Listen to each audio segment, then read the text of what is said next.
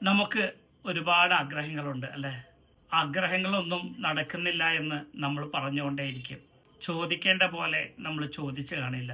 അതുകൊണ്ടാണ് നമ്മുടെ ആഗ്രഹങ്ങൾ പലതും നടക്കാതിരിക്കുന്നത്. പരിശുദ്ധ റമളാനിന്റെ അവസാന പത്താണ്. റബ്ബിനോട് ചോദിച്ചു കൊണ്ടേയിരിക്കുക. പാപമോചനത്തിന്റെ ദിനരാത്രങ്ങൾ. നമ്മൾ എന്തു ചോദിച്ചാലും കാരുണ്യവാനായ നാഥൻ നമുക്കത് തരിക തന്നെ ചെയ്യും. ഒരു കഥ പറയട്ടെ. പാകിസ്ഥാനിലെ ഡോക്ടർ ഹിഷാൻ അഹമ്മദിന്റെ ഒരു ചരിത്രമാണ്. പ്രഗത്ഭനായ ഡോക്ടർ, ഒരു സെക്കൻഡിന് പോലും 10,000ങ്ങളുടെ വാല്യൂ ഉള്ള ഡോക്ടർ. ഡോക്ടറിനെ ഒരു പരിപാടിക്ക് വേണ്ടി പോകാൻ തന്റെ ഫ്ലൈറ്റിൽ യാത്ര തുടങ്ങി. കുറച്ചു കഴിയുമ്പോഴേക്ക് അതിശക്തമായ മഴ, കാർമേഘങ്ങൾ മൂടി. ഫ്ലൈറ്റ് മുന്നോട്ട് ഗമിക്കാനാകില്ല എന്ന് അറിയിപ്പ് വന്നു. ഫ്ലൈറ്റ് ലാൻഡ് ചെയ്യേണ്ടി വന്നു. യാത്ര അത്യാവശ്യമായതുകൊണ്ട് തന്നെ ഒരു കാർ എടുത്ത് യാത്ര തുടങ്ങി.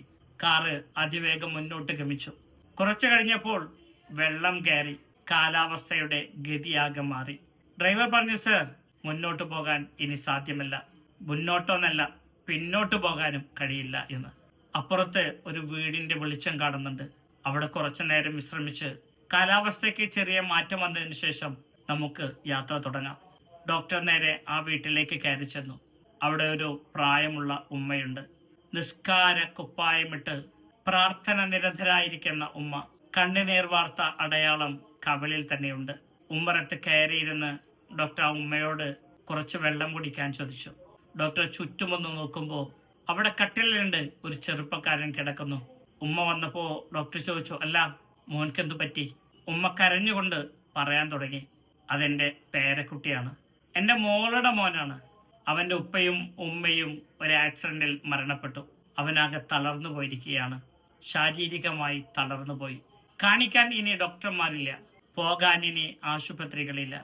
ആളുകളൊക്കെ പറയുന്നുണ്ട്, അങ്ങ് വടക്കേ പാകിസ്ഥാനിലൊരു ഡോക്ടർ ഉണ്ട് അത്രേ, അദ്ദേഹത്തെ കാണിച്ചാൽ രോഗത്തിന് ശമനം ഉണ്ടാകുമെന്ന്. ഇനി എൻ്റെ കയ്യിൽ പണവുമില്ല. എന്ത് ചെയ്യണമെന്നറിയാതെ നാഥനോട് പ്രാർത്ഥന മാത്രമാണ്.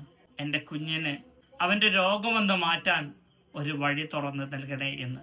ഡോക്ടർ ഇഷാൻ അഹമ്മദ് ഒന്ന് ചിന്തിച്ചു പോയി.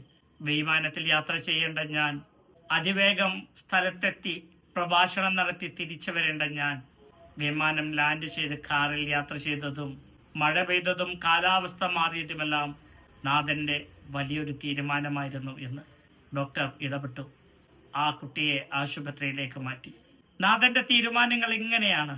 പലപ്പോഴും പല വഴികളിലായിരിക്കും നമ്മുടെ കാര്യങ്ങൾ സാധ്യമാക്കുക. ഈ പരിശുദ്ധമായ റമളാനിന്റെ 20ാമത്തെ രാത്രി, നാളെ 21-ാം രാവ്, ദുആക്ക് ഉത്തരം കിട്ടുന്ന രാവുകളാണ്. ദുആ ചെയ്തുകൊണ്ടിരിക്കുക, അള്ളാഹുവിനോട് ചോദിച്ചേ കൊണ്ടിരിക്കുക. അള്ളാഹുവിന് ഒരുപാട് ഇഷ്ടമാണ് എൻ്റെ അടിമ ചോദിക്കുന്നത്. നമ്മൾ ചോദിച്ചു കൊണ്ടിരിക്കുക, പലവട്ടമല്ല പല തവണ ചോദിച്ചു കൊണ്ടിരിക്കുക. നാഥൻ മറുപടി നൽകാതിരിക്കില്ല. നിങ്ങളുടെ പ്രാർത്ഥനയിൽ ഈ എളിയവനെയും എൻ്റെ കുടുംബത്തെയും മറക്കരുത് എന്ന അഭ്യർത്ഥനയോടുകൂടി സ്നേഹപൂർവ്വം ഇനിയും കാണാം എന്ന പ്രാർത്ഥനയോടെ അസ്സലാമു അലൈക്കും.